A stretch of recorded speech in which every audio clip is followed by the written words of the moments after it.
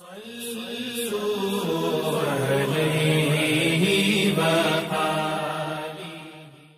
اللہ الرحمن الرحیم۔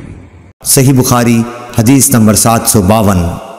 حضرت عائشہ رضی اللہ تعالی عنہا سے روایت ہے کہ نبی کریم صلی اللہ علیہ وسلم نے ایک دھاری دار چادر میں نماز پڑھی، پھر فرمایا کہ اس کے نقش و نگار نے مجھے غافل کر دیا، اسے لے جا کر ابو جہم کو واپس کر دو اور ان سے بجائے اس کے سادی چادر مانگ لاؤ۔